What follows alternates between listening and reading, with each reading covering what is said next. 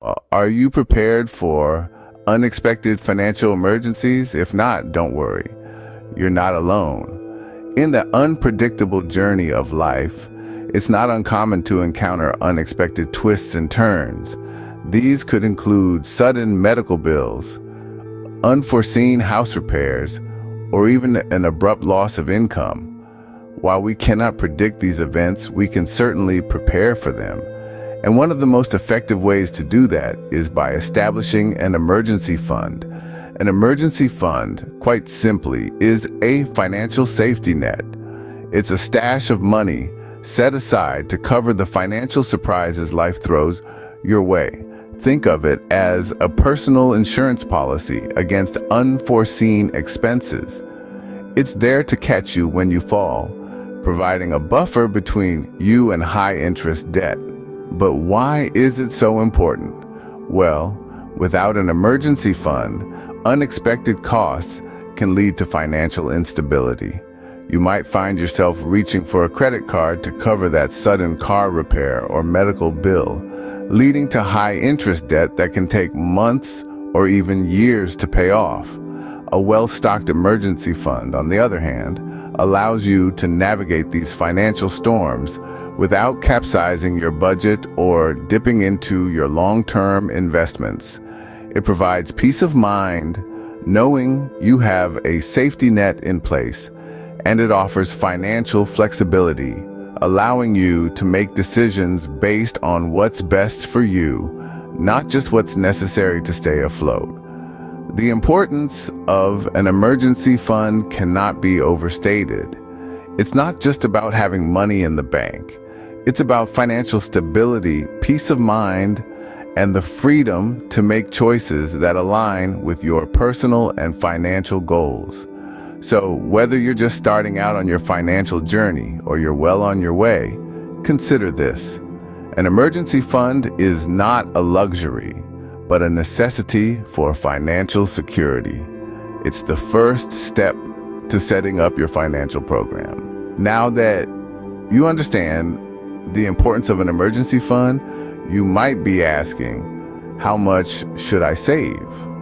A universally accepted rule of thumb suggests having 3 to 6 months worth of living expenses tucked away in your emergency fund. This amount should comfortably cover your housing costs, groceries, utilities, transportation, healthcare, and other essential expenses. So, if your monthly expenses amount to $2,000, you should aim to have between $6,000 and $12,000 in your emergency fund. However, it's crucial to remember that personal finance is just that, personal. Your emergency fund should reflect your unique circumstances. For instance, if your job security is rock solid, you may be comfortable with a smaller emergency fund. On the other hand, if your income fluctuates or if you're self-employed, you might want to err on the side of caution and aim for a larger safety net. The number of income sources you have can also influence the size of your emergency fund. If you're in a dual income household, you might feel more secure with a smaller fund, since the likelihood of both incomes disappearing simultaneously is relatively low. Conversely, if you're the sole breadwinner, a bigger fund may provide peace of mind. Another factor to consider is your financial obligations. Do you have a mortgage or a car loan? Are you supporting a family? The more financial responsibilities you have, the more you'll want to save. Also, consider your health. If you're prone to medical emergencies, or if you have a high deductible health plan, a larger emergency fund may be in order. Lastly, consider your risk tolerance. Some people sleep better at night knowing they have a large financial cushion, while others are comfortable living a bit closer to the edge. In conclusion, while the 3 to 6 months rule is a good starting point, your emergency fund should be tailored to your individual needs and circumstances. Remember, The size of your emergency fund should reflect your personal situation. There is no one-size-fits-all. Ready to start building your emergency fund? Here are some simple steps to get you started. First off, let's determine the ideal amount for your fund. As a rule of thumb, your emergency fund should be able to cover 3 to 6 months of living expenses. This includes your rent or mortgage, groceries, utilities, transportation, and any other essential costs. You may want to aim for a higher amount if your income is irregular or if you're the sole earner in your household. Now that you've got a target, the next step is to choose a separate high-yield savings account for your emergency fund. Why separate? Well, keeping your emergency fund in a different account from your regular savings or checking account can prevent you from dipping into it for non-emergencies. And why high yield? Because a high yield savings account will earn you more interest over time compared to a regular savings account. Look for an account with a competitive interest rate and no monthly fees. With your account set up, it's time to start filling it. Setting up automatic transfers is a hassle-free way to do this. You can schedule these transfers to coincide with your payday, so a portion of your income goes directly into your emergency fund. This set it and forget it approach makes saving effortless and ensures that you're consistently contributing to your fund. Now you might be thinking, I don't have any extra money to put towards an emergency fund. If that's the case, don't worry.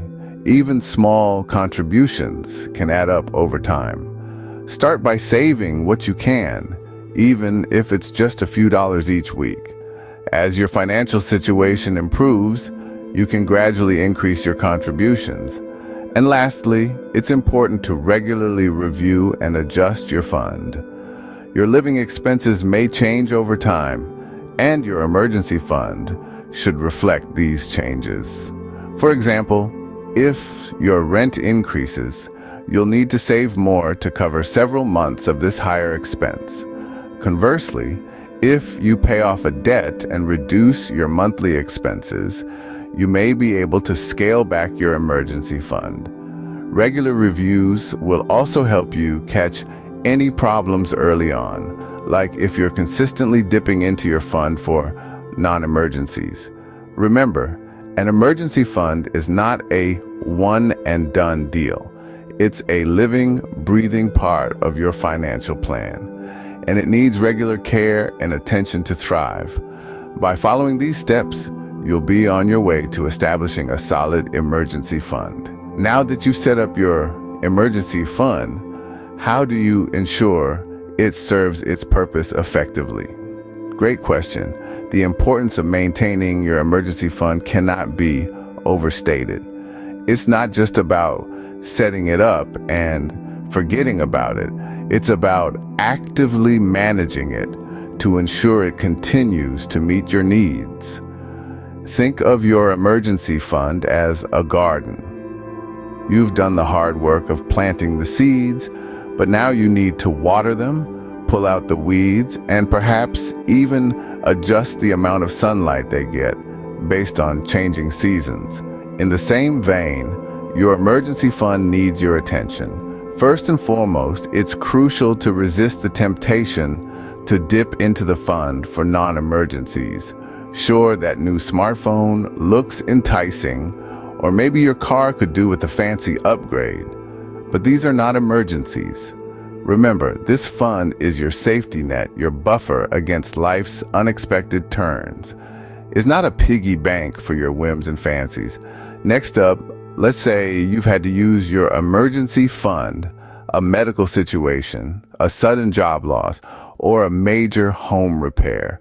Once you're back on your feet, it's important to replenish the fund. Start small if necessary, but make sure you're gradually building it back up to your desired level. Lastly, life is dynamic, and so should be your emergency fund. As your income or living expenses change, It's essential to adjust the size of your fund accordingly. If you've just landed a higher-paying job, consider increasing your emergency savings. Conversely, if you've moved to a city with a lower cost of living, you might not need as large an emergency fund.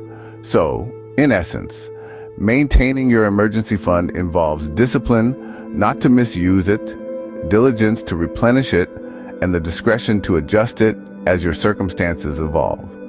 Remember, an emergency fund is a dynamic entity that requires regular attention and maintenance.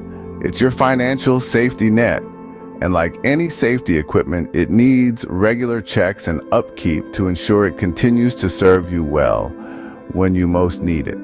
Establishing an emergency fund might seem daunting, but it's a crucial step towards financial stability.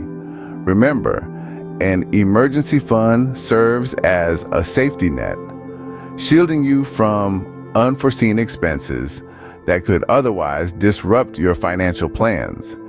It's not just about having money set aside, it's about peace of mind. So, how much should be in this fund? Ideally, you'd want to aim for around 3 to 6 months worth of living expenses.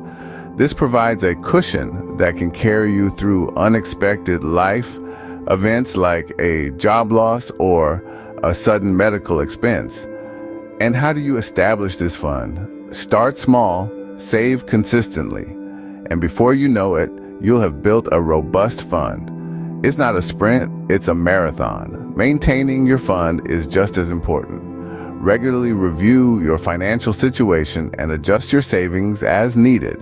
With an emergency fund, you can tackle unexpected financial emergencies head-on without compromising your long-term financial goals.